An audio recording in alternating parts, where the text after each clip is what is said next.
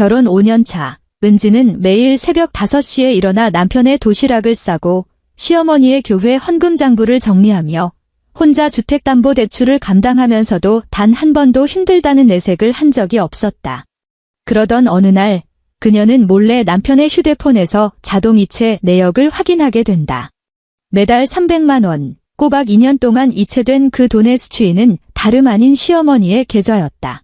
그리고 같은 시각, 시어머니는 은진의 거실에 앉아 시아버지에게 번듯한 삼계탕 한 그릇 싸드릴 돈도 아깝냐며 그녀를 닥달하고 있었다. 항상 묵묵히 체념하며 살아왔던 이 여자는 이번만큼은 그 누구도 상상하지 못한 방식으로 묵은 계산을 확실히 끝내기로 결심한다. 본격적인 이야기에 앞서 좋아요와 구독을 눌러주신다면 큰 힘이 될 것입니다. 자, 이제 편안한 마음으로 제가 들려드리는 이야기에 귀 기울여 주시길 바랍니다. 수원시 권선구 행정복지센터. 하은지는 마지막 민원 서류철을 캐비닛에 넣고 문을 닫았다. 닫히는 소리는 아주 가벼웠다. 오후 5시 30분, 사무실은 이미 절반 이상 비어 있었다. 선배 김주영이 문과에서 신발을 갈아 신다 말고 고개를 돌려 그녀를 보았다. 은지야, 아직 안 가? 이제 곧 갈 거예요. 너도 참, 혼자 다 짊어지려고 한다니까. 김주영은 고개를 저으며 나갔고 복도에서 구두 굽소리가 멀어져 갔다. 은지는 다시 자기 자리로 돌아와 앉았다. 책상 위에는 아직 처리해야 할 건축 허가 변경 신청서 3부가 놓여 있었다. 오늘 오후 최 주임이 던져놓고 간 것이었다. 은지 씨가 손이 빠르니까 이것 좀 부탁해. 최 주임은 원래 그것이 은지의 업무가 아니라는 말은 쏙 빼놓았다. 9급 공무원 15를 떼고 정규 임용된 지 2년.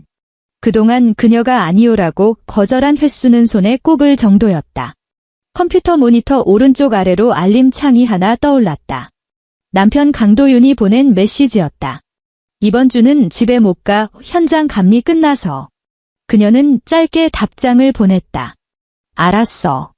강도윤은 1년 내내 외지로 파견을 다녔다. 충청도, 강원도, 경상도 등 공사가 시작되는 현장이면 어디든 갔다. 결혼한 지 5년이 지났지만 그가 집에 머문 날을 모두 합쳐도 1년이 채 되지 않았다. 은지는 익숙해졌다. 혼자 주택담보대출 이자를 갚고 혼자 시댁에 반찬을 가져다주며 매주 토요일마다 시어머니 심정숙의 기습점검을 응대하는 일에 말이다. 가끔은 강도윤이 집에 돌아오면 오히려 집에 남이 한 명 더 있는 것처럼 어색하게 느껴질 정도로 너무나 익숙해져 버렸다. 휴대폰 화면이 밝아졌다. 시어머니 심정숙에게서 온 메시지였다. 은지야, 이번 주에 올 때 배 2박스 사와라. 교회 권사님들이랑 과일 바구니 만들 거다. 그리고 내 시아버지 묘에 올리게 한 상자 따로 빼놓고. 참, 지난번에 내가 샀던 그 삼계탕 한방 재료 팩 10개 더 사와라. 내 시누이가 국물이 진하고 맛있다고 하더라. 은지는 그 메시지를 2번이나 소리내어 읽어보았다. 삼계탕 한방 재료 팩의 수고가 많다거나 시간 괜찮니 같은 말은 단 한마디도 없었다. 그녀는 자리에서 일어나 컴퓨터를 끄고 가방을 챙겼다. 컴퓨터 바탕화면은 그녀와 강도윤의 결혼 사진이었다. 5년 전에 찍은 그 사진 속에서 그녀는 대여한 웨딩드레스를 입고 있었고 그는 흔한 회사원들이 입는 검은색 정장 차림이었다. 두 사람의 미소는 마치 복사기로 찍어낸 것처럼 판에 박힌 듯 했다. 토요일. 수원 구도심에 있는 시댁. 은지는 골목 어귀에 차를 세우고 트렁크에서 배 2박스와 삼계탕 한방 재료 팩 10개를 꺼냈다. 배는 어젯밤 마트에 가서 직접 고른 것이었다. 가장 크고 흠집 없는 놈들로만 골라 담아 한 박스에 4만 원이나 했다. 삼계탕 재료 팩은 퇴근길에 일부러 전문점까지 길을 돌아가서 사온 것이었다. 그녀가 짐을 낑낑대며 마당으로 들어섰을 때 시어머니 심정숙은 툇마루 아래쪽으려 앉아 김장할 배추를 씻고 있었다. 거기다 놔라. 심정숙은 고개 한 번 들지 않고 말했다. 은지는 계단 위에 배 박스를 올려놓고 그 옆에 재료 팩을 가지런히 쌓았다. 마당에 늘어선 장독대들은 하나같이 반짝반짝 윤이 났고 항아리 입구를 덮은 광목천은 새로 갈아 끼운 듯 새하였다.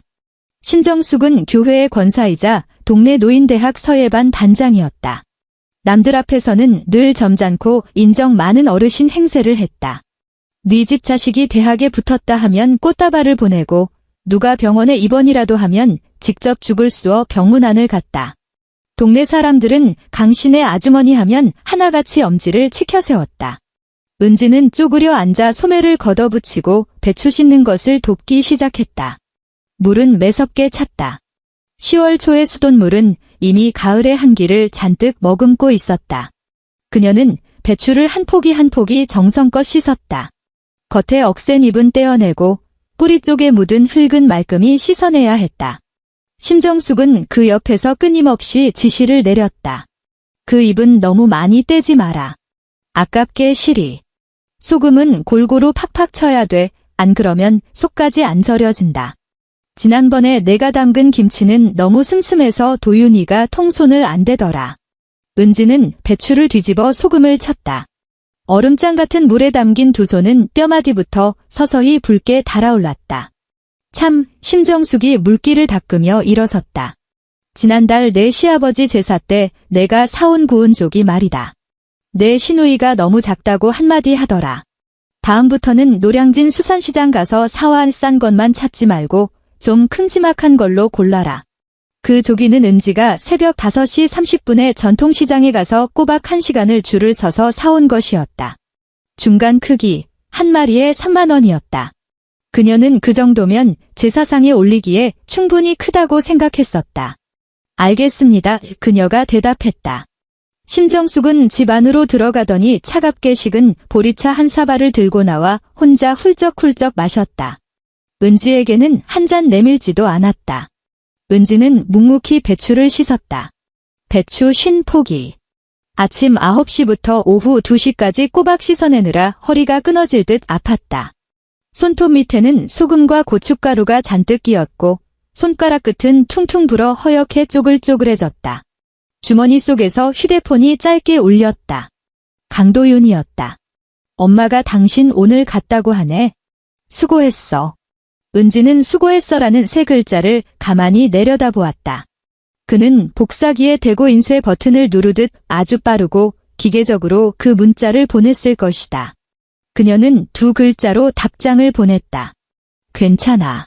저녁 무렵 은지는 차를 몰아 권선구에 있는 자신의 아파트로 돌아왔다. 현관문을 열고 신발을 벗고 거실 불을 켰다. 거실 식탁 위에는 어제 아침에 먹고 미처 치우지 못한 시리얼 그릇이 그대로 덩그러니 놓여 있었다. 냉장고에 남은 김치는 이미 바닥을 보이고 있었다. 심정숙이 맛없다며 타박했던 은지가 직접 담근 그 김치였다. 그녀는 냉장고 문을 열어 김치찌개 한 통을 꺼내 전자레인지에 넣었다. 찌개가 데워지는 3분 동안 그녀는 싱크대 곁에 기대어 고개를 숙인 채 자신의 두 손을 내려다보았다. 손톱 밑에 낀 고춧가루는 아무리 씻어도 지워지지 않았고 손톱 주변에는 거스러미가 잔뜩 일어나 있었다. 전자레인지가 땡하고 울렸다. 그녀는 찌개를 꺼내 식탁에 앉아 홀로 숟가락을 들었다. 휴대폰 화면이 다시 밝아졌다. 은행 거래 알림이었다. 매달 25일 주택담보대출 자동 이체일. 이번 달 출금 금액은 112만 원, 이출금 계좌는 하은지. 남은 잔액은 43만 원이었다. 은지는 휴대폰을 뒤집어 식탁 위에 엎어두었다. 처음 이 아파트를 살 때 강도윤은 현장감리 잃은 수입이 들쭉날쭉하니 자기가 팀장으로 승진하면 그때부터 대출금을 나눠내겠다고 했다. 그녀는 알았다고 했다.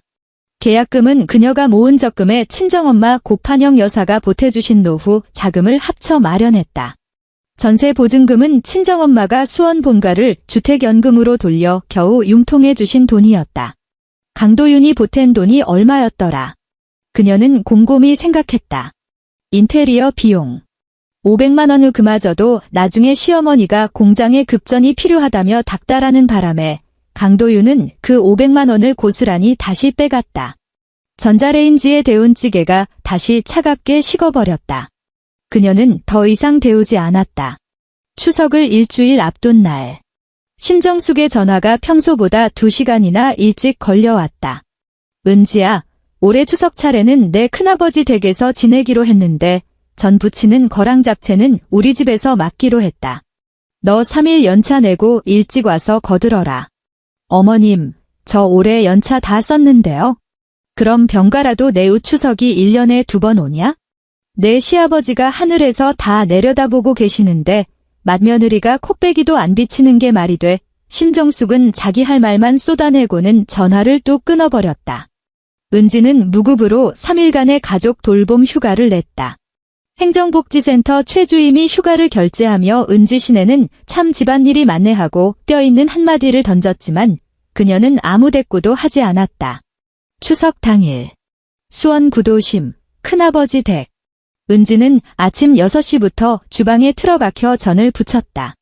동그랑땡, 꼬치전, 동태전. 종류별로 30장씩은 넘게 부쳐야 했다. 차례상에 9장씩 올리고 나머지는 온 식구가 모여 먹을 몫이었다. 그녀 앞에 놓인 가스레인지 사구는 쉴 새 없이 불을 내뿜었고 주방 환풍기는 8시간 내내 덜덜거리며 돌아갔다. 시어머니 심정숙은 30분마다 한 번씩 주방으로 쓱 들어와 방금 부쳐낸 전을 하나 집어들고는 이리저리 두께를 살폈다. 이건 너무 두껍다. 다시 부쳐라. 이건 불 조절을 잘못했네. 너무 일찍 뒤집었잖아. 이건 좀 낫네. 이런 걸로 많이 부쳐라. 은지는 손에 든 반죽을 프라이팬에 붓고 국자로 둥글게 폈다. 뜨거운 기름 위에서 반죽이 빠르게 익어갔고 가장자리가 노릇노릇해졌다. 뒤집개로 전을 뒤집는 그녀의 손목은 이미 시큰거리다 못해 바들바들 떨리고 있었다. 끓어오르는 기름이 손등으로 튀어 작은 물집이 잡혔다. 하지만 그녀는 손을 멈추지 않았다. 주방 문 밖으로 시누이 강미정이 상체를 반쯤 불쑥 내밀었다. 새언니, 전 다 부쳤어요. 아빠 차례상에 아직 한 접시 덜 올라갔는데 그녀의 손에는 휴대폰이 들려 있었고 화면에는 대구에 차렸던 네일숍 관련 페이지가 띄워져 있었다. 작년에 시어머니 심정숙이 미천을 대주어 번듯하게 차렸지만 석 달 만에 쫄딱 망해버린 그 가게였다. 다 됐어요. 은지는 노릇하게 구워진 동태전을 접시에 차곡차곡 담았다. 강미정은 접시를 획 낚아채더니 고맙다는 말 한마디 없이 쌩안이 돌아서 나갔다. 거실에서는 심정숙의 목소리가 크게 울려 퍼졌다. 미정아, 이리 가져와, 이리 가져와. 내 새언니가 손맛은 괜찮잖니? 손이 좀 굼떠서 그렇지. 은지는 손등에 잡힌 물집을 꾹 눌러 터뜨렸다. 진물이 주르륵 흘러내렸지만 그녀는 앞치마로 쓱 닦아내고는 다시 다음 전을 부치기 시작했다. 차례가 끝나고 온 가족이 거실에 둘러앉아 음복과 명절 음식을 나누었다. 큰아버지 강도식 부부, 시동생 강도현, 시누이 강미정, 시어머니 심정숙, 거기다 어린 조카들까지 10여 명의 식구가 거실을 꽉 채웠다. 은지는 밥상 맨 끄트머리에 앉았다. 그녀의 앞에는 식은 밥 한 공기와 남은 나물 반찬 몇 접시가 전부였다. 메인 요리인 갈비찜, 구운 조기, 잡채는 상 한가운데 그녀의 손이 도저히 닿지 않는 곳에 번듯하게 놓여 있었다. 심정숙이 갈비 한 점을 집어 강도현의 밥그릇에 척 올려주었다. 도현아, 공장 일은 좀 어떠냐? 그럭저럭 굴러가요. 강도현이 갈비를 뜯으며 대답했다.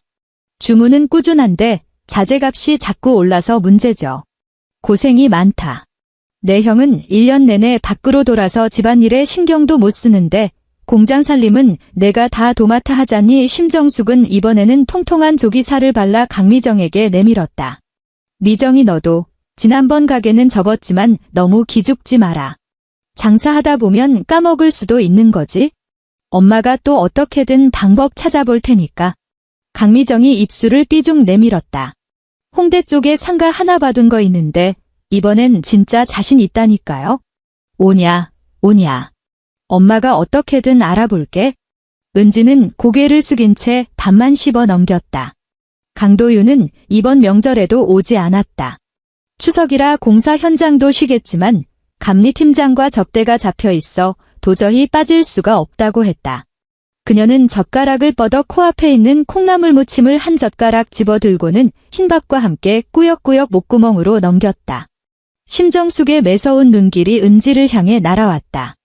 은지야, 내 시아버지가 생전에 삼계탕을 얼마나 좋아하셨는지 알지? 오늘 차례상에 올린 그 삼계탕, 내가 사온 거냐? 네. 얼마 주고 샀니? 35,000원 줬습니다. 심정숙이 탁소리 나게 젓가락을 내려놓았다. 35,000원짜리 삼계탕을 넌 시아버지 제사상에 올리고 싶더냐? 노량진 쪽 가서 제대로 된 한방 삼계탕 사려면 적어도 5만 원은 줘야 해. 너도 한 달에 버는 월급이 적은 돈이 아닐 텐데 시아버지한테 그깟 번 듯한 삼계탕 한 그릇 싸드리는 게 그렇게 아깝니? 거실이 찬물을 끼얹은 듯 조용해졌다.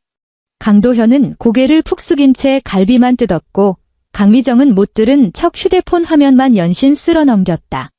큰어머니는 밥그릇을 들어 슬며시 얼굴을 가렸다. 큰아버지가 헛기침을 하며 뭐라 거들려 했지만 심정숙이 눈을 부라리자 입을 꾹 다물었다. 은지의 젓가락을 쥔 손이 허공에서 딱 멈췄다. 어머님, 그 식당 삼계탕은 원래 됐어.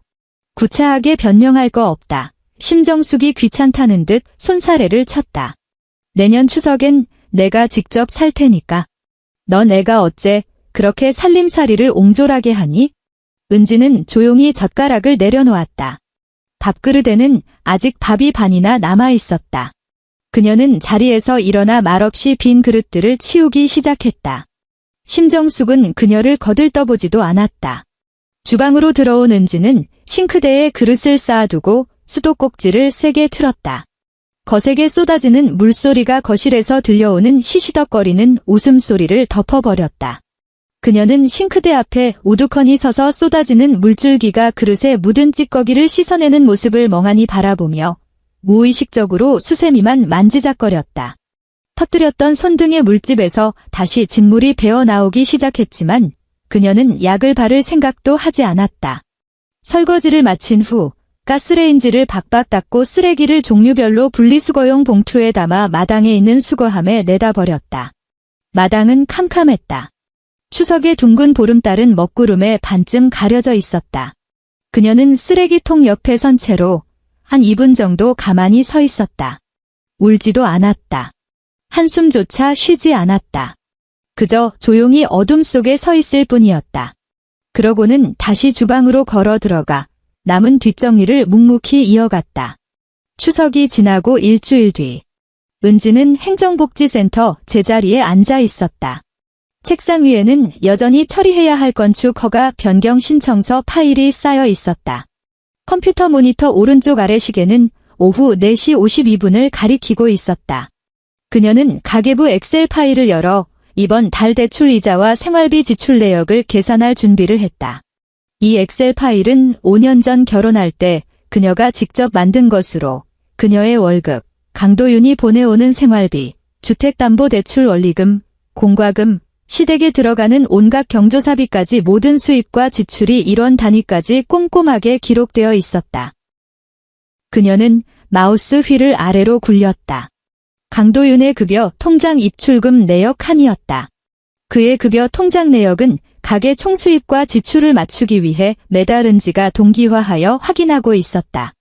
부부 각자의 월급은 각자 관리하되 입출금 내역만큼은 투명하게 공유하자고 결혼 전부터 약속했던 터였다. 화면이 작년 3월 내역으로 넘어갔다. 특정 숫자 하나가 휠을 굴리던 그녀의 손가락을 멈칫하게 만들었다. 자동이체. 매달 23일. 금액 300만 원 수취인 계좌 심정숙. 그녀는 다시 마우스 휠을 위로 천천히 굴렸다. 작년 2월, 300만 원 1월, 300만 원 재작년 12월, 300만 원 11월, 300만 원 10월, 300만 원. 스크롤은 엑셀 파일의 맨 꼭대기, 그러니까 결혼 3년 차가 되던 해의 가을까지 거슬러 올라갔다. 2년 4개월. 매달 300만 원씩. 총액 7천만 원이 훌쩍 넘는 돈이었다. 은지의 손이 마우스에서 스르륵 떨어져 무릎 위로 내려앉았다. 사무실은 고요했다. 천장 에어컨에서 나오는 낮고 웅웅거리는 바람소리와 옆 창구에서 민원인과 실랑이 하는 직원의 목소리만이 귓가를 맴돌았다. 그녀는 엑셀 창을 닫았다가 다시 열었다. 숫자는 변함이 없었다. 또 닫았다가 다시 열어보았다. 숫자는 여전히 그대로였다. 그녀의 손가락이 잠시 마우스 위에서 머뭇거렸다. 그리고 그녀는 강도윤과의 메신저 창을 열었다. 저녁에 통화 좀 해? 왜? 할 얘기가 있어? 그녀는 휴대폰 화면을 뒤집어 책상 위에 엎어놓았다. 등 뒤로 최 주임이 다가오더니 새로운 민원 서류 뭉치를 그녀의 책상 위에 툭 던져놓고 갔다. 은지 씨, 이 건축 허가 심사건들 말이야. 금요일 전까지 싹 다 정리해줘. 그녀는 말없이 고개만 끄덕였다. 밤 9시. 은지는 안방 침대 걸터 앉아 휴대폰을 스피커폰 모드로 켜서 무릎 위에 올려두었다.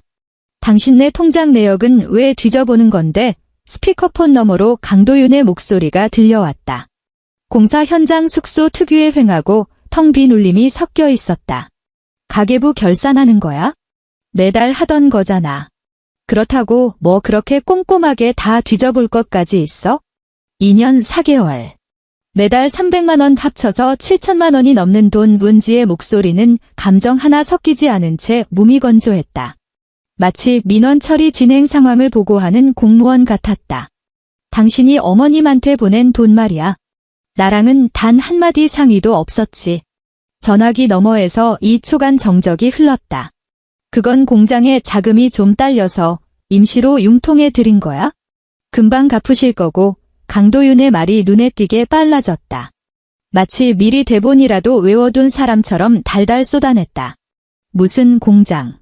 도현이가 맡아서 하는 그 알루미늄 세시 공장 말이야. 아버지가 돌아가시고 나서 공장 사정이 계속 안 좋았잖아.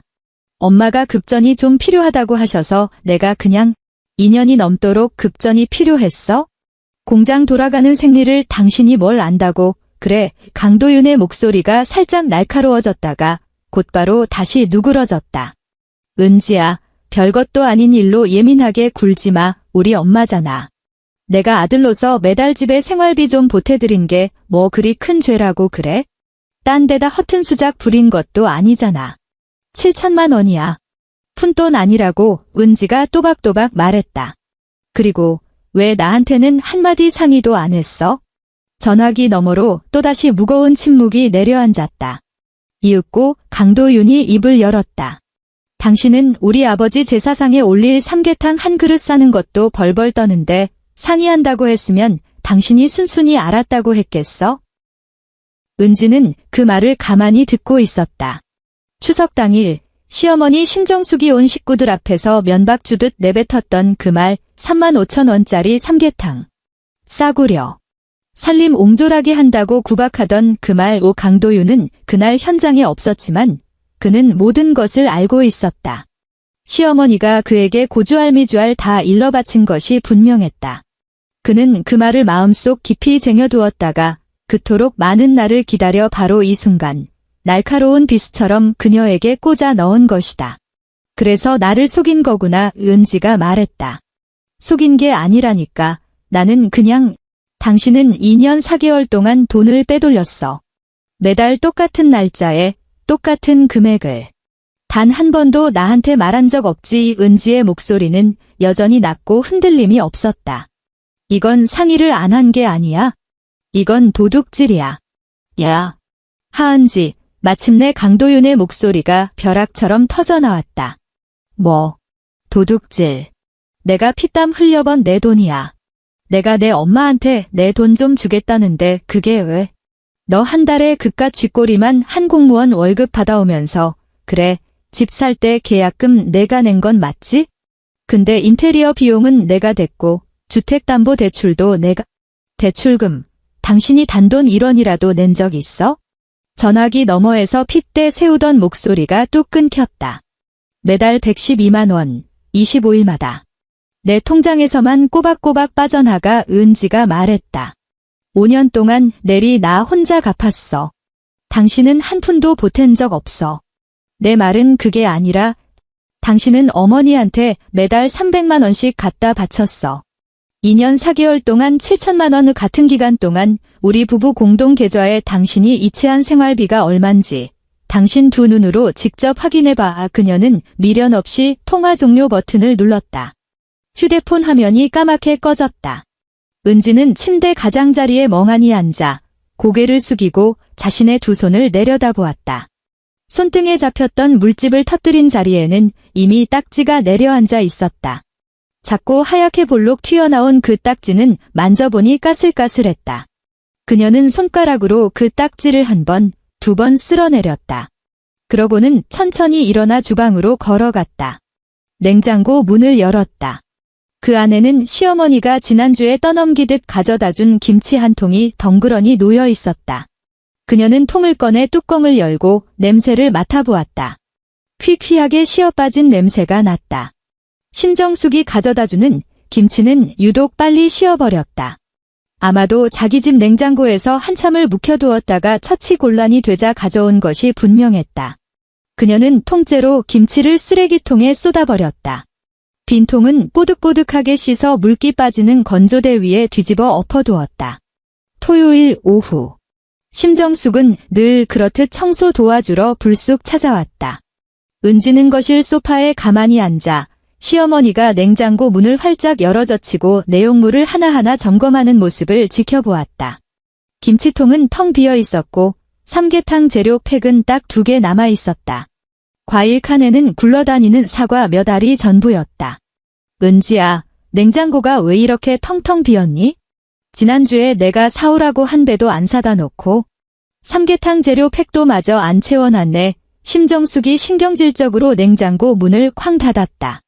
이번 다른 생활비가 좀 빠듯해서요. 은지가 덤덤하게 대답했다. 심정숙의 눈썹이 실룩 올라갔다. 빠듯해. 내 월급은 폼으로 받니?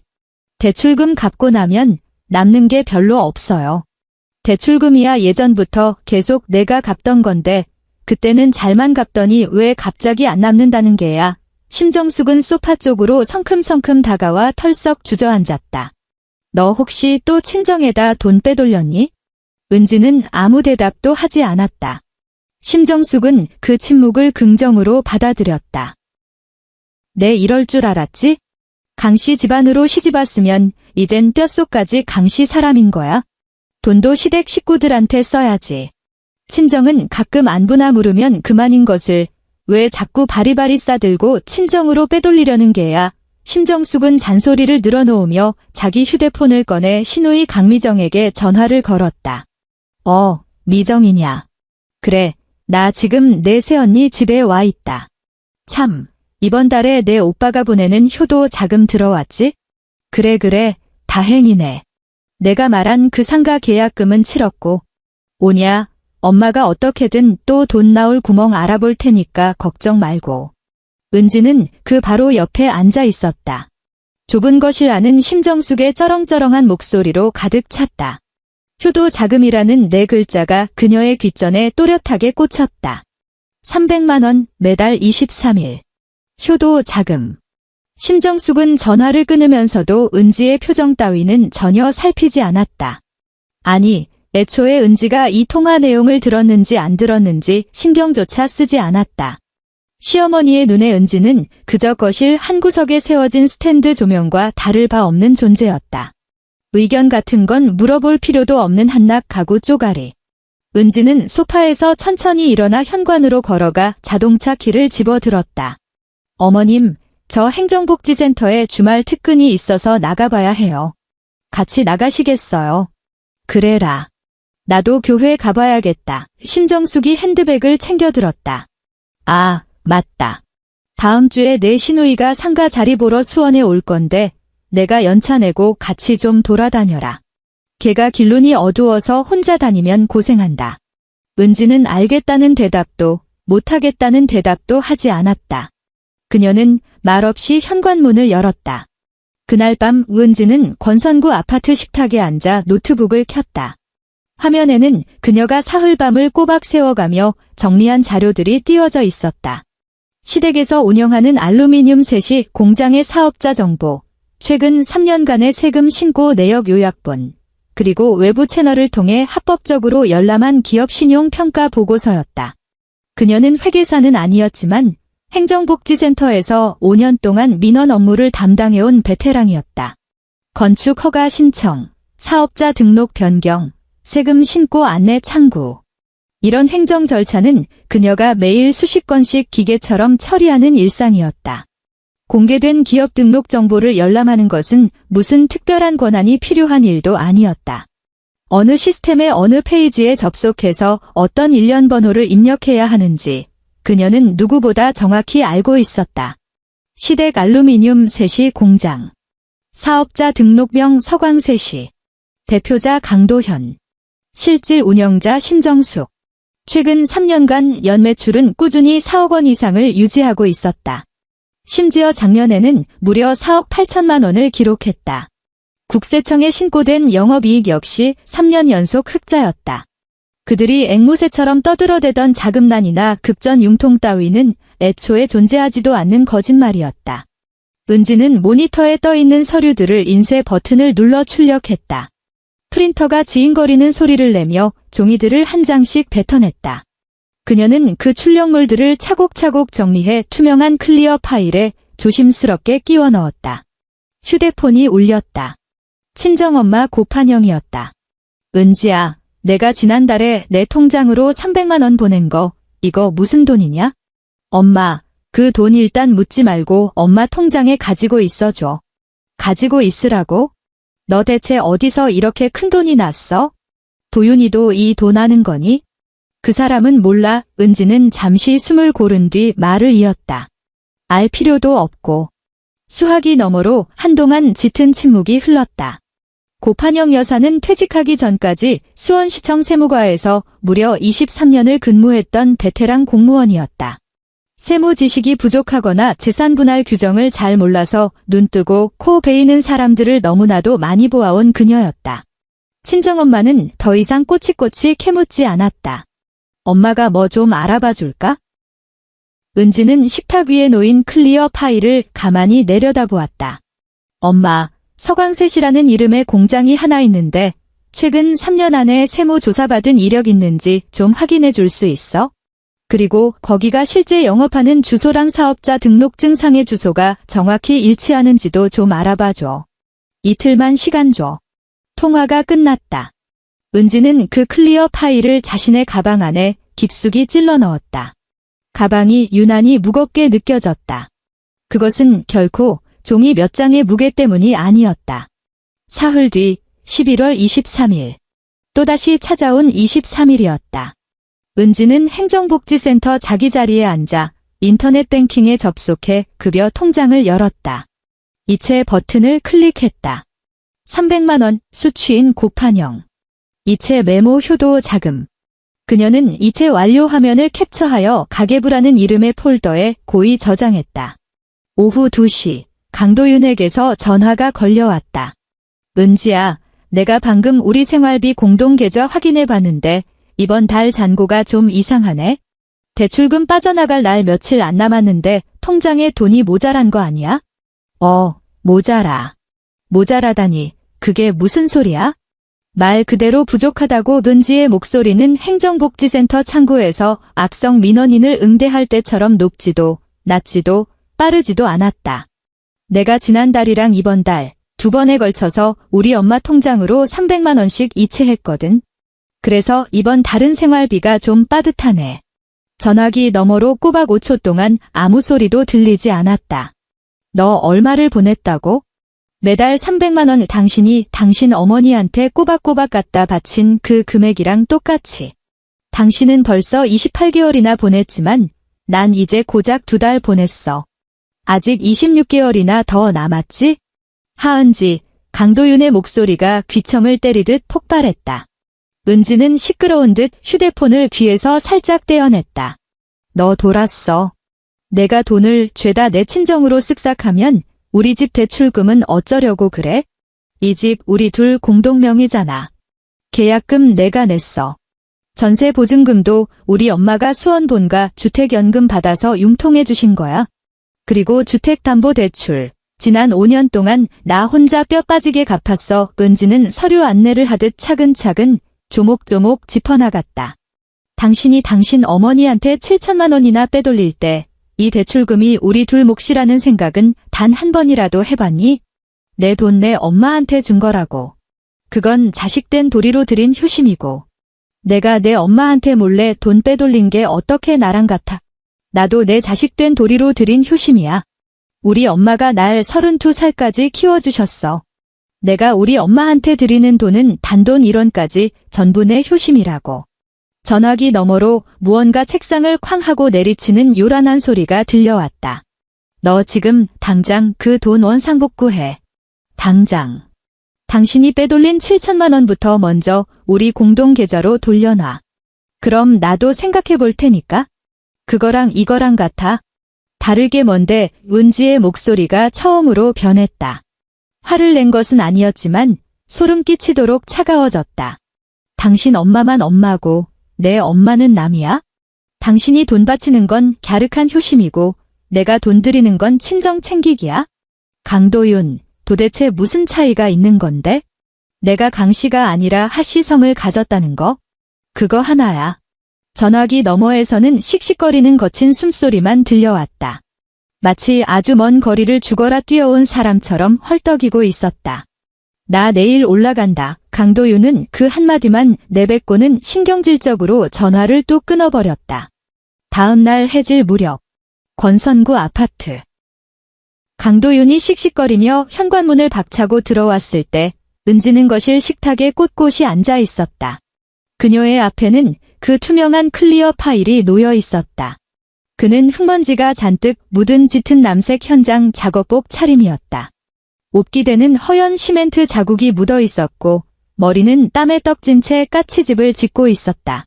충청도 공사 현장에서 무려 4시간을 쉬지 않고 운전해 올라왔는지 두 눈에는 핏발이 시뻘겋게 서 있었다.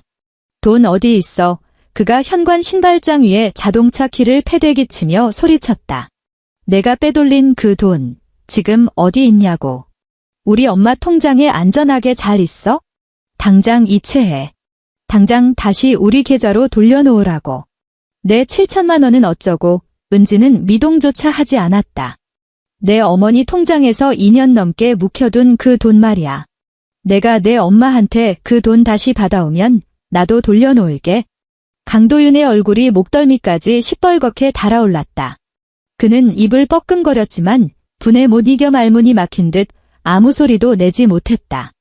그러더니 바지 주머니에서 휴대폰을 꺼내 시어머니 심정숙에게 전화를 걸어 스피커폰을 켜고는 식탁 위에 쾅 내려놓았다. 엄마. 은지 이 미친 여자가 글쎄. 나도 다 안다. 스피커폰을 통해 심정숙의 앙칼진 목소리가 흘러나왔다. 그 물건이 어제 나한테 전화했더라. 은지는 눈만 살짝 치켜떴다. 그랬다. 그녀는 어제 심정숙에게 친히 전화를 걸었다. 통화 내용은 아주 간단명료했다. 어머님, 이번 달부터 도윤 씨가 드리던 효도 자금은 잠정 중단하겠습니다. 공장 연매출이 4억 원이나 되는데 저희 부부 푼돈 300만 원은 굳이 필요 없으시잖아요. 심정숙은 전화기 너머로 숨막히는 5초간의 정적을 지키다 다급하게 전화를 뚝 끊어버렸다. 은지가 강씨 집안으로 시집온 지 5년 만에 시어머니 심정숙이 먼저 꼬리를 내리고 전화를 끄는 역사적인 순간이었다. 엄마. 은지가 생활비를 다 긁어다가 친정에 갖다 바쳤어. 당장 이번 달 대출금 빠져나갈 돈도 없다고. 강도윤의 목소리에는 마치 밖에서 맞고 들어온 어린애가 엄마한테 일러 바치는 듯한 지질함이 잔뜩 묻어 있었다. 그년이 감히 심정숙의 목소리가 새 쇳소리를 내며 찢어질 듯 높아졌다. 너희들 꼼짝 말고 그 아파트에 딱 기다리고 있어? 내 당장 올라갈 테니까. 40분 뒤 심정숙이 분을 참지 못하고 씩씩거리며 현관문을 열어젖혔다. 그녀는 신발을 벗지도 않은 채 굽 높은 구두를 신고 거실 마룻바닥으로 성큼성큼 걸어 들어왔다. 그녀의 뒤로는 시동생 강도현이 시퍼렇게 질린 얼굴로 따라 들어왔다. 아마도 공장에서 일하다 말고 어머니에게 강제로 질살 끌려온 모양이었다. 하은지, 심정숙이 거실 한가운데 버티고 서서 매섭게 쏘아붙였다. 내년이 빼돌린 돈, 당장 원래대로 돌려놔. 당장. 은지는 식탁 의자에서 천천히 일어나 테이블 위에 놓아두었던 투명한 클리어 파일을 집어들어 심정숙의 눈앞에 들이밀었다. 심정숙은 파일을 받아들지 않았다. 이게 무슨 수작이야? 서광세시 최근 3년치 사업자 등록 정보와 국세청 납세 신고 내역 요약본입니다. 은지가 파일을 활짝 펼쳐 식탁 위에 평평하게 내려놓았다. 연 매출 짚어드릴까요? 재작년 3억 8천만 원, 작년 4억 2천만 원, 그리고 올해는 3분기까지만 이미 3억 5천만 원을 돌파했네요. 국세청에 신고된 영업이익은 3년 내내 흑자고요. 어머니, 공장은 돈이 전혀 안 부족한데요. 강도현의 얼굴이 흑빛으로 변했다. 허공을 맴돌던 심정숙의 손이 흠칫하며 멈춰섰다. 너 지금 감히 우리 집 공장 뒤통수를 캔 게야? 사업자 등록 정보는 대한민국 국민이면 누구나 열람할 수 있는 공개 정보예요. 행정복지센터 민원인 누구라도 뗄 수 있는 서류라고요. 은지의 말투는 여전히 창구에서 주민들에게 서류 작성법을 안내하듯 차분하고 사무적이었다. 전 그저 제 업무 권한 내에서 합법적으로 확인할 수 있는 걸 확인했을 뿐입니다. 내까짓 게 뭔데 감히. 어머님, 은지가 단호하게 그녀의 말을 끊었다. 그녀가 강씨 집안으로 시집온 지 무려 5년 만에 시어머니 심정숙의 말을 중간에 자르고 치고 들어간 첫 순간이었다. 공장 연매출이 4억 원을 훌쩍 넘는데 도대체 왜 도윤 씨가 매달 300만 원씩 꼬박꼬박 바쳐야 했나요? 2년 4개월 동안 갖다 바친 그 7천만 원, 도대체 누구 주머니로 들어간 겁니까? 거실에 무거운 정적이 내려앉았다. 강도현은 슬금슬금 뒷걸음질을 쳤다. 강도윤은 얼빠진 표정으로 어머니와 동생을 번갈아 쳐다보았다. 심정숙의 얼굴은 시뻘겋게 달아올랐다가 허옇게 질리기를 반복했다. 그녀의 입술이 파르르 떨렸다. 아무 소리도 나오지 않았다. 그러다 간신히 쥐어짜 내듯 입을 열었다. 그건 공장 비상금으로 매달 300만 원 중에 대체 얼마가 비상금이었는데요. 심정숙은 끝내 대답하지 못했다. 얼마냐고요? 은지가 다시 한번 물었다. 목소리는 크지 않았다. 100만 원의 심정숙의 목소리가 목구멍 깊은 곳에서 쥐어짜듯 기어나왔다. 100만 원은 공장 비상금으로 뒀다. 남은 200만 원은 도현이가 재작년에 개인 대출을 좀 받았는데 매달 이자를 내야 해서. 그리고 미정이가 대구에 차렸던 그 가게 인테리어 비용이 예산을 훌쩍 넘겨서 내가 좀 보태줬다. 강도윤의 몸이 차갑게 굳어버렸다. 도현이 개인 대출이요? 미정이 가게 투자 비용이요? 그의 목소리가 삑사리가 나며 뒤집혔다. 엄마, 공장 자금 융통해야 한다면서요. 공장 자금이 딸린다면서요.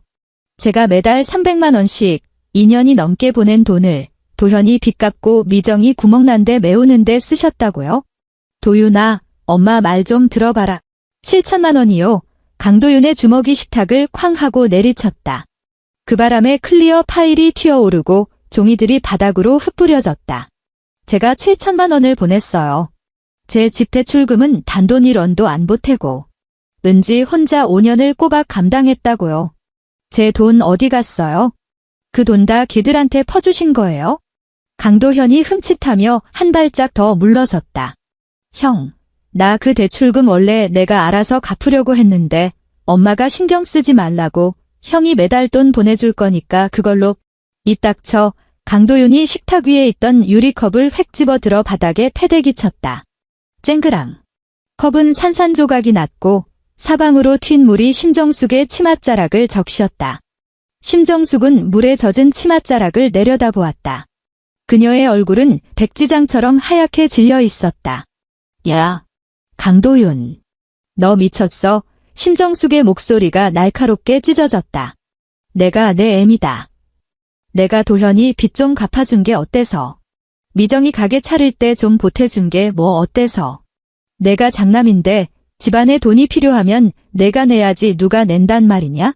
그럼 왜 저한테 솔직하게 말씀 안 하셨어요? 강도윤의 목소리가 처음으로 어머니의 기세를 억눌렀다. 공장 자금 융통해야 한다고 하셔서 전 그 말 믿었어요. 잠깐 빌리는 거고 금방 갚으신다기에 그 말도 믿었다고요. 그런데 뒤에서는 도현이 빚 갚아주고 미정이 헛짓거리 하는데 다 쏟아부으시면서 저한테는 단 한마디도 안 하셨잖아요. 저더러 은지한테 어떻게 얼굴을 들라는 거예요? 얼굴을 못 들게 뭐 있어. 심정숙이 휙 돌아서서 은지를 향해 삿대질을 해댔다. 손가락이 금방이라도 은지의 얼굴을 찌를 듯했다. 너는 강씨 집안 며느리야. 시집 왔으면 강씨 집안 사람인 거지. 내년이 감히 친정으로 돈을 빼돌려? 그게 말이나 되는 소리야. 은지는 그 손가락을 가만히 응시했다.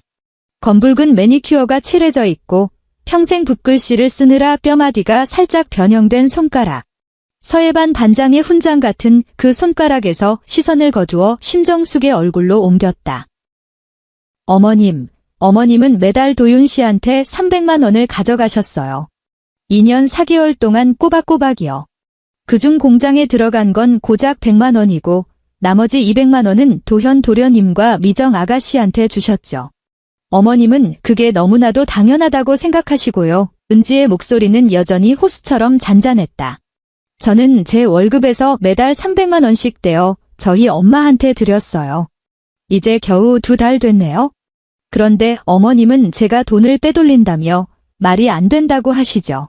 그녀는 잠시 말을 멈췄다. 묻고 싶은데요. 대체 어디가 말이 안 된다는 거죠? 심정숙의 손가락이 허공에서 빳빳하게 굳었다. 입을 떡 벌렸지만 이번에는 정말로 단 한마디의 소리도 새어나오지 않았다. 강도윤은 거실 한가운데 우두커니 서서 바닥에 흩어진 유리 조각들을 내려다보고 있었다. 꽉 쥔 주먹의 뼈마디에는 물방울이 맺혀 있었다. 현관 쪽에 잔뜩 웅크리고 있던 강도현의 휴대폰 화면이 번쩍였다. 그가 슬쩍 고개를 숙여 확인해보니 강미정에게서 온 메시지였다. 오빠, 거기 상황 어떻게 돌아가? 대충 그런 내용일 테지만 그는 화면을 툭 꺼버리고 답장하지 않았다. 도윤씨, 은지가 불렀다. 아직도 내가 그냥 투정 부리는 걸로 보여? 강도윤은 아무 대답도 하지 못했다. 그는 마룻바닥에 튄 물기가 천천히 번지며 바닥에 흩어진 서류 뭉치를 적시고 식탁 다리 쪽으로 흘러가는 것을 멍하니 바라보았다. 그가 깨뜨린 유리컵은 5년 전 두 사람이 결혼할 때 마트에서 할인 행사로 샀던 커플 잔이었다. 이제 딱 하나 남았다. 심정숙이 집을 나설 때 이번에는 문을 쾅 닫지 않았다. 그녀는 아주 느릿느릿 걸었고 복도 타일에 부딪히는 구두 굽소리는 또각 무겁게 늘어졌다. 강도현은 마치 학창시절 담임선생님 교무실에 끌려가는 아이처럼 고개를 푹 숙인 채 어머니 뒤를 졸졸 따랐다. 은지는 배웅하지 않았다. 그녀는 쪼그려 앉아 바닥에 널브러진 유리 조각들을 줍기 시작했다. 강도윤은 그 자리에 선 채로 그녀를 내려다보았다. 그녀의 손가락이 뾰족한 조각 하나를 집어 손바닥에 올렸다. 그리고 또 한 조각을 집었다. 내가 할게. 그가 입을 열었다. 은지는 고개도 들지 않았다. 됐어. 마지막 유리 조각까지 다 주워 모은 그녀는 신문지로 둘둘 말아 쓰레기통에 버렸다. 그리고 흩어진 서류들을 한 장 한 장 주워 다시 투명 클리어 파일에 가지런히 끼워 넣었다. 종이 가장자리에 묻은 물기는 각 티슈를 뽑아 꾹꾹 눌러 닦아냈다. 은지야, 오늘 늦었어. 나 내일 출근해야 돼. 그녀는 가방과 파일을 챙겨 들고 안방으로 들어가 방문을 닫았다. 문이 닫히는 소리는 아까 컵이 깨지던 소리보다 아주 훨씬 작았다. 하지만 거실에 홀로 남겨진 강도윤은 그 작고 둔탁한 소리를 들으며 돌처럼 굳어 한 발짝도 움직이지 못했다. 주말. 수원시청 근처의 한 카페. 은지는 창가 자리에 앉아 따뜻한 아메리카노 한 잔을 앞에 두고 있었다. 맞은편에 앉은 친정엄마 고판영 여사가 가방에서 누런 서류 봉투 하나를 꺼냈다. 서광셋이 말이다. 옛날 세무가 동료들한테 부탁해서 좀 알아봤다. 고판영 여사가 봉투를 테이블 위로 슥 밀어주었다. 당장 세무 조사받은 기록은 없더구나. 근데 아주 재밌는 구석이 하나 있어? 사업자 등록증 상 주소지는 수원 구도심에 있는 그 시댁주택으로 되어 있는데 실제 공장이 돌아가는 곳은 화성공단이더라. 사업장 주소랑 실제 영업 주소가 다르면 이거 나중에 불시 점검 걸렸을 때 주소지 변경 신고 누락으로 과태료 두드려 맞기 딱 좋거든. 은지는 봉투를 열어 안에 든 서류들을 빼냈다. 고판영 여사의 반듯한 글씨체로 정보의 출처와 열람 일자가 항목별로 꼼꼼하게 적혀 있었다. 세무가 23년 짬밥은 퇴직 후에도 전혀 녹슬지 않은 듯했다. 이거 어떻게 쓸 요량이냐? 고판영 여사가 물었다. 이걸로 터뜨릴 생각은 없어요. 은지는 서류를 다시 봉투에 집어넣었다. 근데 만약 어머님이 계속 밖으로 나돌면서 나보고 불효막심하다느니 친정에 돈 빼돌린다느니 입방아를 찍고 다니시면 내 손에도 쥐고 있는 패가 있다는 걸 확실히 알려주려고요. 고판영 여사는 한동안 말없이 딸을 바라보았다. 은지야. 네. 너 어릴 때도 딱 그랬어. 짝꿍한테 지우개 뺏기고도 훌쩍거리거나 선생님한테 일러 바치지 않았지? 다음날 학교 갈 때 지우개를 2개 챙겨가서는 하나는 내가 쓰고 남은 하나는 필통 제일 잘 보이는데 올려두더라. 그 짝꿍 놈이 또 뺏으려고 손을 뻗으니까 넌 그 잘 보이는데 둔 걸 떡하니 내주고는 속으로 웃었지. 나중에 선생님이 지우개 어디 갔냐고 물으셔도 넌 괜찮다고만 했고 고판영 여사가 커피잔을 들어 한 모금 마셨다. 엄마는 그때부터 알았어. 우리 딸은 속에 다 자기만의 셈법이 있는 애라는 걸. 은지는 봉투를 가방 안에 깊숙이 챙겨 넣었다. 엄마. 그래. 그 300만 원 다음 달에도 보낼 거예요. 딱 6개월 치 채우고 나면 멈출게요. 고판영 여사는 고개를 끄덕였다. 왜 하필 6개월이냐고 묻지도 않았고 이제 그만 화풀이하고 남편이랑 잘 살아보라고 타일르지도 않았다. 전직 세무공무원과 현직 민원 담당 주무관 사이에는 구구절절한 설명 따위는 필요 없었다. 사흘 뒤 교회 여전도회 모임. 심정숙은 교회 식당 긴 테이블 상석에 앉아 뜨거운 유자차를 홀짝이고 있었다. 그녀 주변으로 또래 권사님들 서너시 옹기종기 모여 앉아 있었다. 아유, 우리 집 그 며느리 말도 마요. 심정숙이 과장되게 한숨을 푹 쉬었다. 집안 돈을 아주 싹싹 긁어다가 지네 친정에다 갖다 바쳤지 뭐야. 아파트 대출금 갚을 생각은 팽개치고 우리 도윤이는 먼 공사 현장에서 뼈 빠지게 고생하는데 지는 행정복지센터 의자에 편하게 앉아서 펜대나 굴리면서 그 돈을 몽땅지 애미한테 쥐어줬다니까. 아이고, 진짜로요. 옆에 앉은 권사가 눈을 동그랗게 뜨며 바짝 다가앉았다. 생긴 건 참하게 생겨서 아주 얌전한 새님인 줄 알았더니만. 얌전은 무슨. 지난번 추석 때 시아버지 제사상에 올릴 삼계탕 하나 사오라 했더니 35,000원짜리 싸구려를 사왔길래 시험이 된 도리로 한두 마디 훈계 좀 했더니만 그걸 마음에 꽁하게 품고 있었나 봐요. 그러더니 뒤로 호박씨를 까면서 친정으로 돈을 빼돌리네. 애구머니나 그런 며느리 들이면 아주 골머리 썩는데. 정숙 형님 진짜 속이 새카맣게 타겠네. 어쩌다 그런 물건이 들어와서. 정숙 형님, 그 며느리가 권선동 행정복지센터에서 일한다고 했죠. 맞은편에 앉은 다른 집사가 쏙 끼어들었다. 우리 조카딸도 거기 일하는데? 내가 한번 넌지시 알아봐줘요. 소문은 심정숙이 예상했던 것보다 훨씬, 그리고 아주 빠르게 퍼져나갔다. 월요일 아침. 은지가 행정복지센터에 출근해 탕비실로 들어섰을 때 김주영 선배가 커피를 내리다 말고 은지를 쳐다보며 들고 있던 텀블러를 허공에 멈칫했다. 은지야. 네, 선배님. 저기 김주영이 잠시 머뭇거리더니 조심스레 입을 열었다. 주말에 그쪽 교회 사람들 사이에서 말이 좀 돌던데 너 집안 돈 다 빼돌려서 친정에 갖다 줬다며? 대출금도 나 몰라라 하고? 은지는 자기 자리에 가방을 내려놓고 컴퓨터 전원을 켰다. 선배님, 그 말 믿으세요? 김주영이 그녀를 물끄러미 바라보았다. 같이 일한 지 4년. 은지가 15대던 첫날부터 사수를 맡아 최 주임한테 이리저리 일 떠넘겨지고 악성 민원인한테 삿대질 당하고 모두가 일 잘하는 호구 취급할 때도 단 한 번도 불평 없이 묵묵히 버텨온 4년을 곁에서 지켜본 사람이었다. 난 안 믿어. 김주영이 커피를 한 모금 들이켰다. 근데 딴 사람들은 다 믿는 눈치더라. 너 처신 잘해야겠다. 은지는 말없이 고개를 끄덕였다. 오후가 되자 최 주임이 은지를 따로 불렀다. 하은지 주무관. 요즘 개인적인 가정사 때문에 우리 센터 이미지까지 깎아 먹는다는 소리가 들리던데 말이야. 공무원 품위 유지도 중요한 평가 요소인 거 알지? 정규직 된 지 2년밖에 안 된 사람이 입방아에 오르내려서 쓰겠어? 인사 고가 생각해서 본인이 알아서 잘 처신하라고. 은지는 주임 자리를 벗어나 제자리로 돌아와 앉았다. 모니터에는 아직 처리하지 못한 건축 허가 변경 신청서 6건이 띄어져 있었다. 그녀는 첫 번째 파일을 열어두면 번호를 차분히 대조하기 시작했다. 휴대폰 화면이 밝아졌다. 시어머니 심정숙이었다. 은지야, 내 직장 동료들 귀에도 다 들어갔다면서?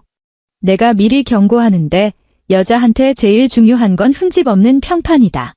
지금이라도 얌전히 돈 돌려놓고 대출금 꼬박꼬박 갚으면 이번 일은 내 넓은 아량으로 덮어주마. 안 그러면 내년 그 잘난 시청 공무원 평판, 바닥에 곤두박질 치는 건 시간 문제일 거다.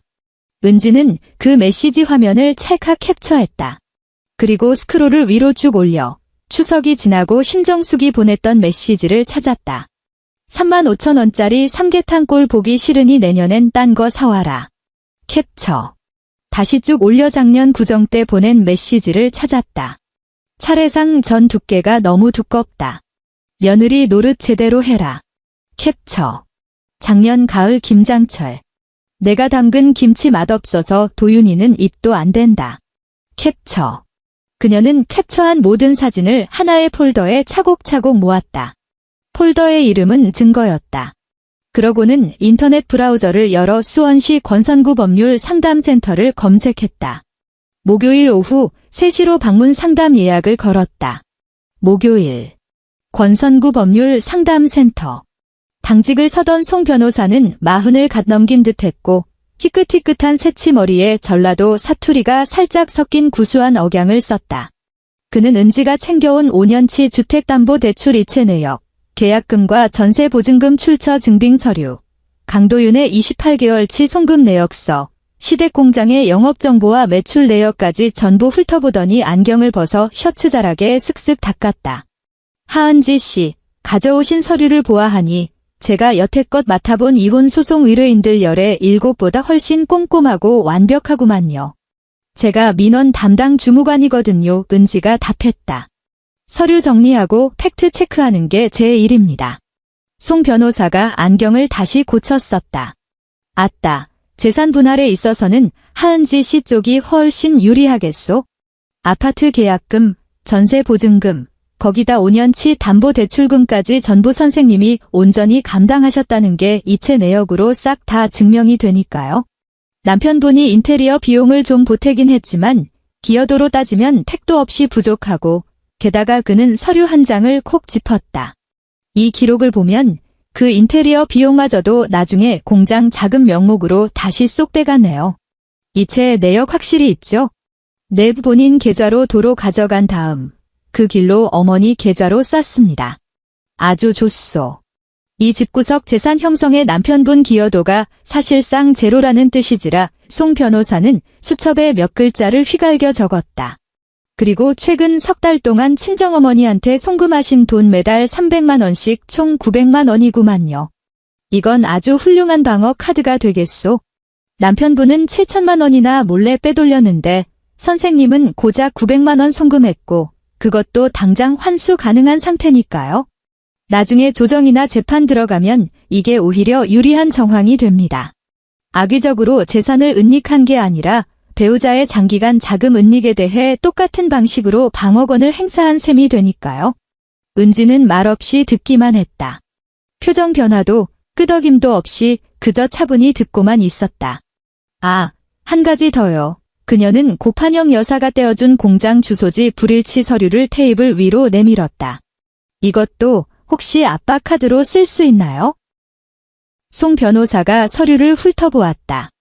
사업자 등록증 주소랑 실제 영업소 주소가 다르면 이거 국세청에 찌르면 바로 과태료 물고 세금 추징당할 사안인데 이걸로 엮어볼랍니까? 당장 이걸로 터뜨릴 생각은 없습니다. 은지는 서류를 다시 자기 쪽으로 끌어당겼다. 하지만 저한테 이런 패가 있다는 건 그쪽도 알아야죠. 송 변호사는 은지를 지그시 바라보더니 작게 고개를 끄덕였다. 재산 분할 조정 신청서 당장 초안 잡아드릴까요? 네, 부탁드립니다. 은지가 법률 상담센터 문을 나섰을 때 밖은 이미 어둑어둑해져 있었다. 권선구 거리에 가로등이 하나둘 켜지면서 노란빛이 길가 은행나무 위로 쏟아져 내렸다. 그녀는 출입구 앞에 서서 코트깃을 단단히 여몄다. 휴대폰이 울렸다. 강도윤이었다. 은지야, 우리 얘기 좀 하자. 무슨 얘기? 이제 그만 좀 해. 내가 엄마한테 앞으로 돈 좀 덜 가져가라고 잘 말씀드릴 테니까, 응? 은행 나무가지 사이로 찬바람이 훅 불어오더니 마른 잎사귀 하나가 빙그르르 돌며 그녀의 구두코를 스치고 지나갔다. 당신은 아직도 이게 돈 액수 문제인 줄 아는구나, 은지가 말했다. 그럼 뭔데? 내가 엄마 설득해서 덜 가져가시게 한다잖아.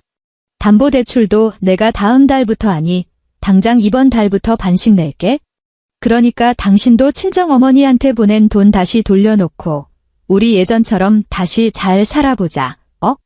은지는 휴대폰을 쥔 채 가로등 불빛 아래 길게 늘어진 자신의 그림자를 물끄러미 내려다보았다.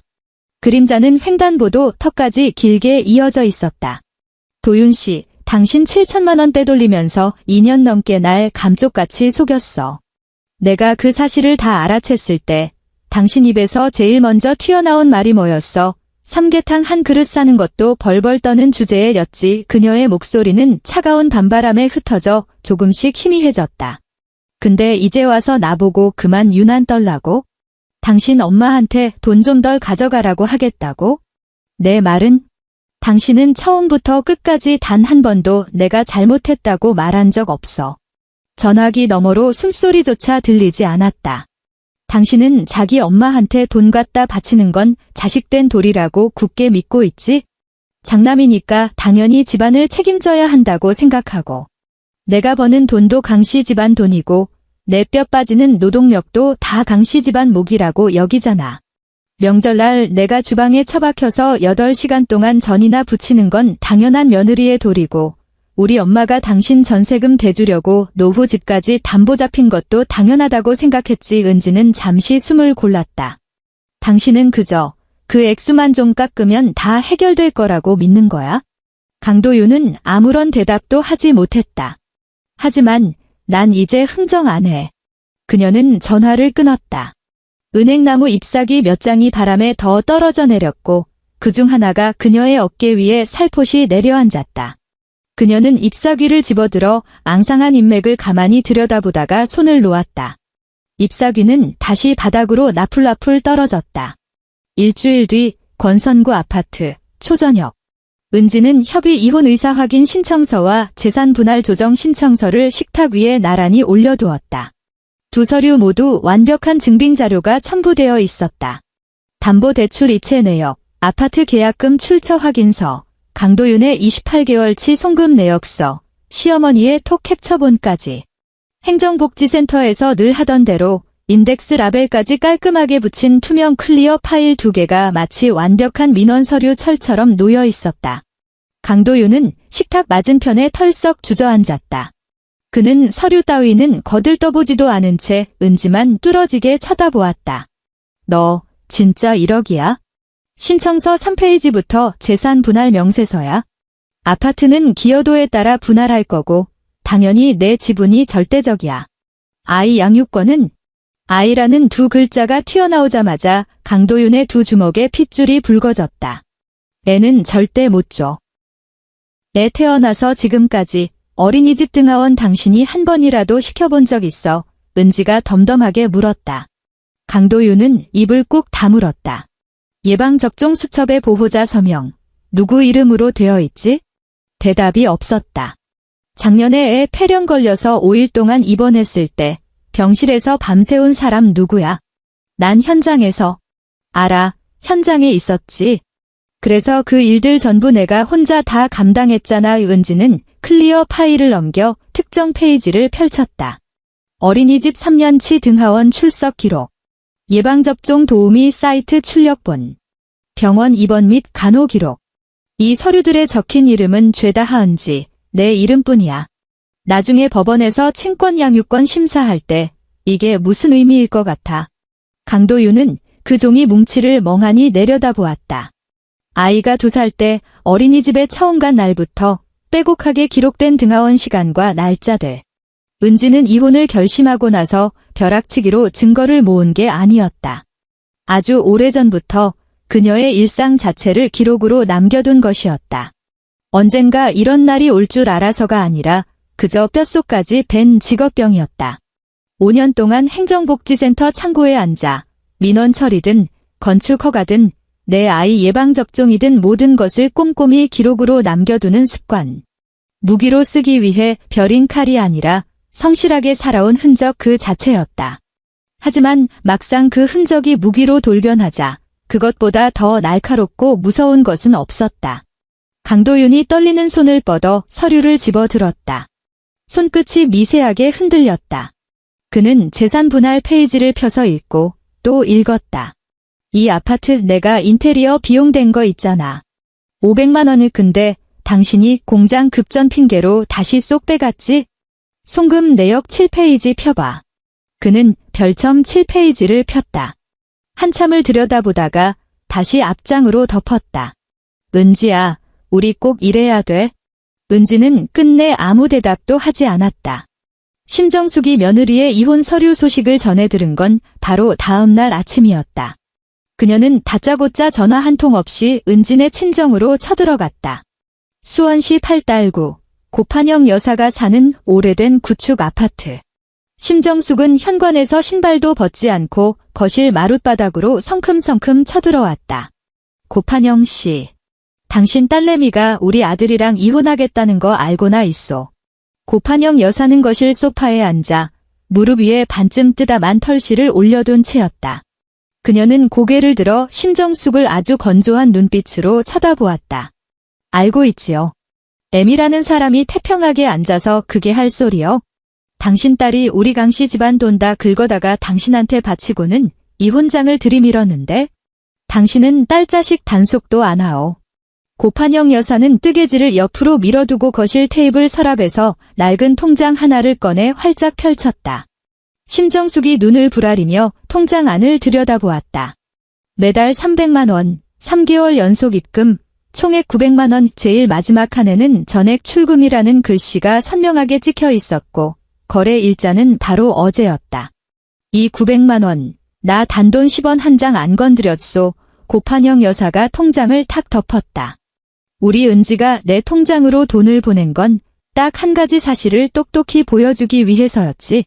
당신 아들이 지 애미한테 돈 갖다 바치는 게 당연하다면 내 딸도 지 애미한테 똑같이 할 권리가 있다는 거. 이 당신은 내 딸이 돈 빼돌리는 건 쳐 죽일 짓이고 당신 아들이 한 짓은 눈 감아줬지? 자, 이제 증명은 다 끝났소. 돈은 원래 은지 통장으로 전액 반환했수다. 하지만 이혼은 예정대로 밟을 거요.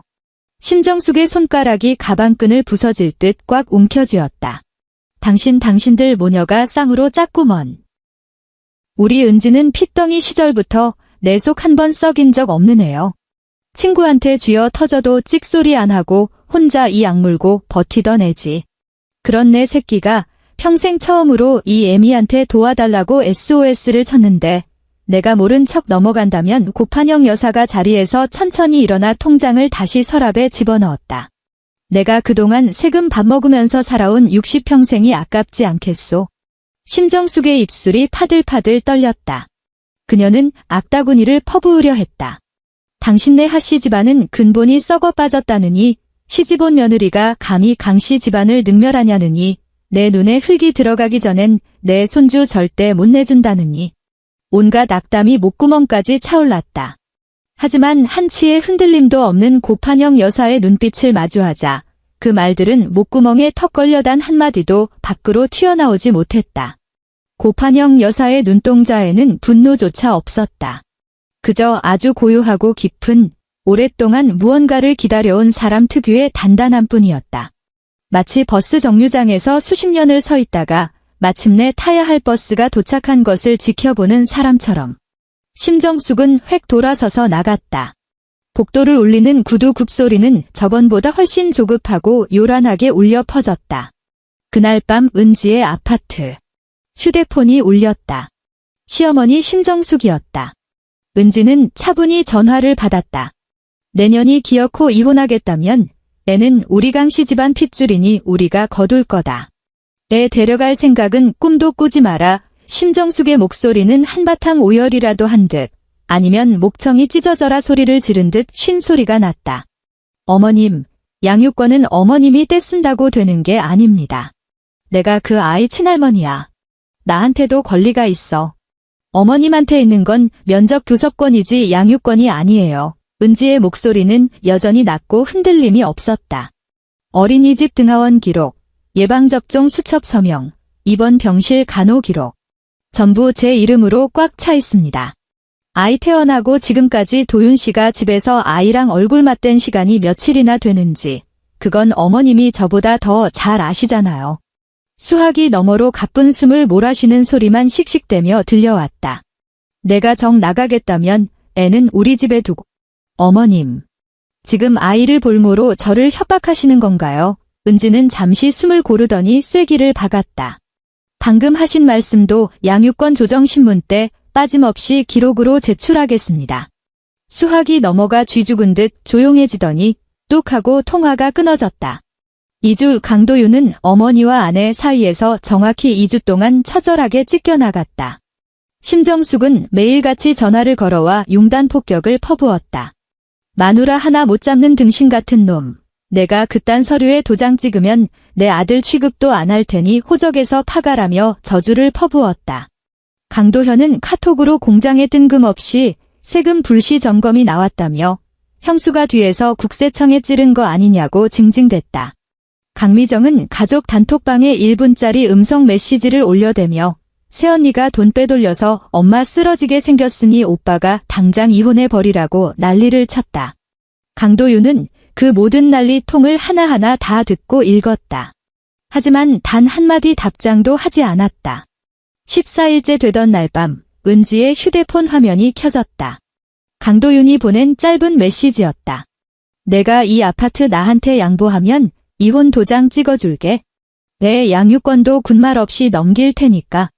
은지는 식탁에 가만히 앉아 완벽하게 정리된 2개의 서류 파일 옆에 놓인 휴대폰 화면을 응시했다. 그녀는 그 메시지를 3번이나 곱씹어 읽었다. 첫 번째는 내 눈을 의심하며 잘못 본 게 아닌지 확인하기 위해.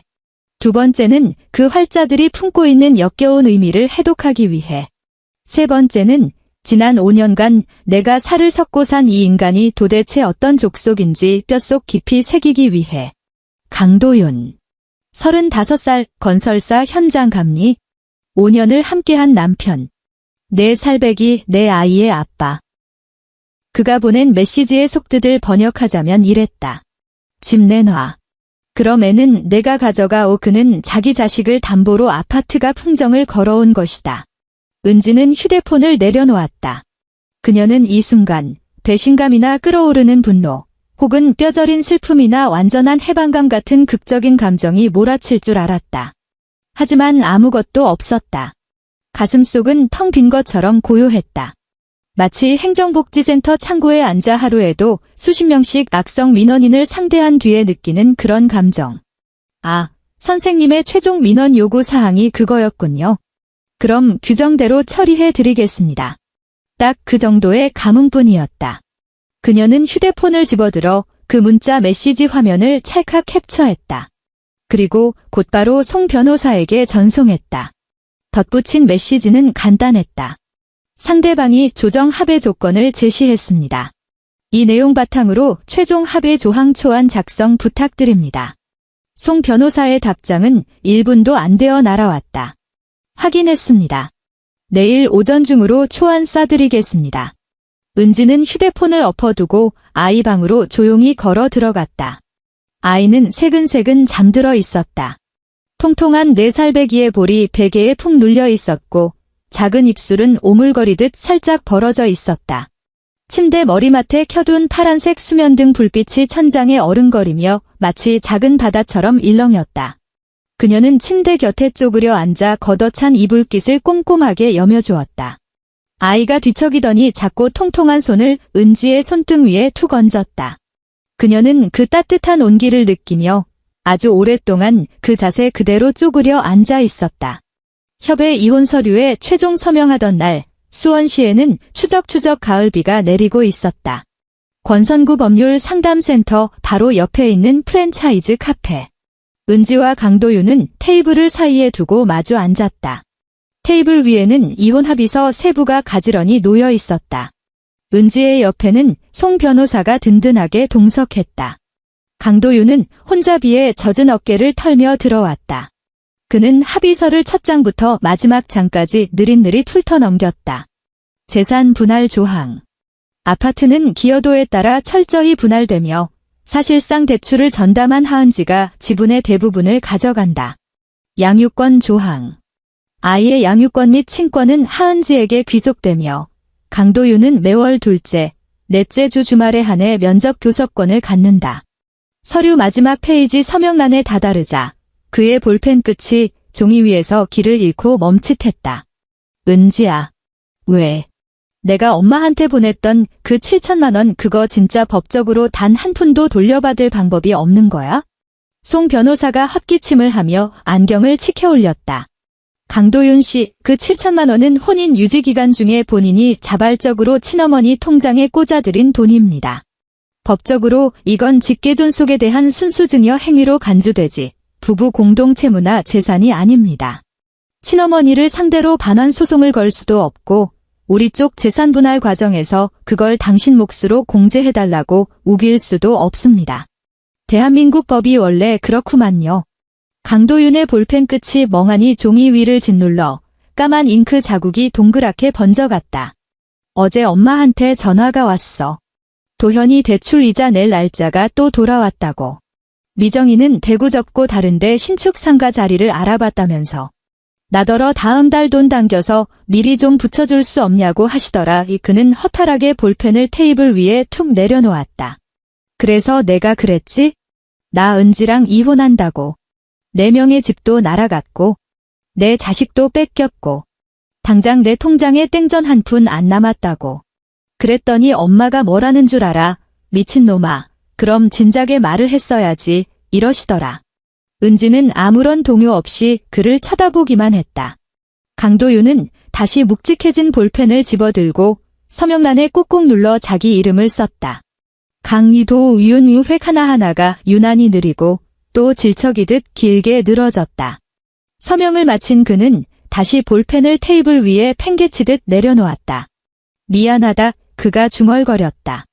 그가 이 사달이 나고 처음으로 내뱉은 2 글자였다. 은지는 자신의 볼펜을 꺼내 미련 없이 서명란을 채웠다. 하은지. 글씨체는 또렷했고 단 한치의 망설임도 묻어나지 않았다. 서명을 마친 그녀는 자신의 몫으로 배당된 합의서 한 부를 반듯하게 접어 가방 안에 챙겨 넣었다. 간다. 그녀가 짧게 내뱉었다. 강도윤은 그 자리에 망연자실하게 앉아 카페 유리창을 때리는 빗방울만 멍하니 쳐다보았다. 빗물이 주르륵 흘러내리며 창밖의 회색빛 거리 풍경을 조각조각 갈라놓고 있었다. 그는 끝내 자리에서 일어나 그녀를 뒤따라가지 못했다. 한 달 뒤. 은지는 팔달구 구도심에 있는 친정엄마 집 근처의 작은 소형 아파트로 이사했다. 방 2개에 거실 하나. 남향 베란다 창문을 열면 아파트 단지 안놀이터의 미끄럼틀이 한눈에 내려다 보이는 아담한 집이었다. 출퇴근 시간은 40분에서 20분으로 반토막이 났다. 매일 아침 그녀는 아이 손을 잡고 어린이집에 데려다 준 뒤 가벼운 발걸음으로 행정복지센터까지 걸어서 출근했다. 탕비실에서 마주친 김주영 선배가 환하게 웃으며 인사를 건넸다.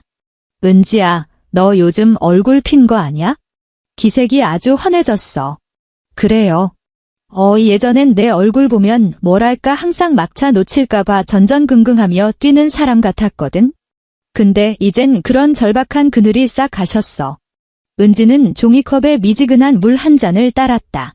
창밖으로 은행나무 잎사귀는 이미 다 떨어져 나가고 앙상하고 뾰족한 맨 가지들만 잿빛 하늘을 향해 손을 뻗고 있었다. 하지만 창문 너머로 쏟아지는 겨울 햇살만큼은 눈이 시리도록 따스했다. 금요일 저녁. 은지는 아이 손을 잡고 친정엄마 집으로 건너가 저녁을 먹었다. 고판영 여사는 딸과 손주를 위해 짭조름한 갈비찜과 노릇노릇하게 구운 조기, 얼큰한 김치찌개까지 상다리가 부러지게 차려냈다. 아이는 유아용 식탁 의자에 앉아 숟가락으로 밥을 푹푹 퍼먹느라 양볼에 밥풀을 잔뜩 묻히고 있었다. 고판영 여사가 빙그레 웃으며 손으로 밥풀을 떼어주고는 아이 밥그릇 위에 큼지막한 갈비살을 발라 얹어주었다. 은지야. 네, 엄마. 내가 보냈던 그 900만 원, 엄마가 정기예금으로 꽉 묶어놨다. 나중에 너 급하게 목돈 필요할 때 그대로 내어주마. 은지는 젓가락으로 구운 조기살을 큼지막하게 떼어 입에 넣었다. 겉은 바삭하고 속살은 짭조름하니 입안에서 사르르 녹았다. 그녀는 천천히 꼭꼭 씹어 삼켰다. 엄마, 오냐. 조기구이, 진짜 맛있네요. 고판영 여사는 말없이 고개를 숙이더니 자기 밥그릇 위에도 조기살 한 점을 턱 얹었다. 저녁 식사가 끝나고 은지는 주방 싱크대 앞에 서서 설거지를 했다. 수도꼭지에서 콸콸 쏟아지는 뜨거운 물이 그릇에 닿으며 하얀 김을 모락모락 튀어 올렸다. 고판영 여사는 거실 바닥에 앉아 손주와 나무 블록 쌓기를 하고 있었다. 두 사람은 이 블록 무더기를 집으로 만들 건지 아니면 길다란 다리로 만들 건지를 두고 투닥투닥 귀여운 입씨름을 벌였다. 아이의 까르르 웃는 소리가 거실을 넘어 주방까지 기분 좋게 울려 퍼졌다. 은지는 마지막 밥그릇을 뽀득뽀득 씻어 건조대 위에 엎어두었다. 수도꼭지를 잠그자 주방은 다시 평온해졌다. 마른 수건으로 손 물기를 닦으며 거실 쪽으로 걸어 나갔다. 고판영 여사와 아이는 거실 마룻바닥에 마주 앉아 있었고 그들 사이에는 이리저리 삐뚤빼뚤하게 쌓아 올린 블록 다리가 놓여 있었다. 아이가 다리를 가리키며 한껏 신난 목소리로 외쳤다. 할미, 이것 봐. 이거 한강대교야. 고판영 여사가 혀를 쯧쯧 찼다. 아이고, 녀석아. 세상 천지에 한강대교가 이렇게 삐딱한 데가 어딨어. 아이가 지지 않고 대꾸했다. 있어. 고판영 여사가 받아쳤다. 없어. 두 사람의 유치한 실랑이가 또 한바탕 시작되었다. 은지는 주방 문틀에 등을 기대고 섰다. 문득 5년 전 권선구 아파트 매매 계약서에 도장을 찍던 날이 떠올랐다. 옆에 나란히 섰던 강도윤이 내 손을 꼭 잡으며 내가 감리팀장 달면 담보대출은 내가 책임지고 갚을게라고 맹세했던 날, 그녀는 그 달콤한 거짓말을 철석같이 믿었었다. 3년 전 심정숙이 처음으로 그녀에게 연차를 강요하며 제사상을 차리라고 윽박질렀던 날도 생각났다. 내가 맏며느리니까 이건 내 당연한 본분이다. 그녀는 바보처럼 네 하고 순응했었다. 그리고 불과 한 달 전 행정복지센터 창구에 앉아 산더미 같은 건축 변경 서류를 묵묵히 처리하던 자신을 향해 김주영 선배가 은지 넌 오늘따라 참 안색이 좋네라며 안쓰러운 위로를 건네던 순간도 그녀는 그저 씁쓸하게 웃어 넘겼었다. 무언가를 미련 없이 내려놓는다는 건 생각보다 뼈를 깎는 고통스러운 일이 아니었다. 그저 내 것이 아니었던 무거운 짐 덩어리들을 원래 있어야 할 자리로 하나씩 하나씩 되돌려놓는 과정일 뿐이었다. 그리고 뒤돌아서서 내 갈 길을 걸어가면 그만인 것을. 두 손은 텅 비어 홀가분해졌고 짓눌렸던 발걸음은 깃털처럼 가벼워졌다. 아이가 다다다 달려와 은지의 다리에 매달렸다. 엄마. 할미가 자꾸 한강대교가 삐딱하대. 엄마가 와서 좀 봐봐. 은지는 빙그레 웃으며 쪼그려 앉아 아이의 고사리 손에 이끌려 거실 한가운데로 걸어갔다. 마룻바닥에 세워진 블록 다리는 아이 말대로 영 아슬아슬했다. 빨간색 블록 2개 사이에 노란색 블록이 엉성하게 끼워져 있어서 다리 전체가 왼쪽으로 30도쯤 삐딱하게 기울어져 금방이라도 무너질 듯 위태로워 보였다. 엄청 반듯한데 은지가 말했다. 그것 봐. 엄마도 반듯하다고 하잖아. 아이가 고판영 여사를 향해 득의양양하게 소리쳤다. 고판영 여사가 어이없다는 듯 헛웃음을 지으며 한숨을 쉬었다. 아주 그냥 모녀가 쌍으로 쿵짝이 맞아서 늙은이를 쥐어짜네. 은지가 소리내어 웃었다.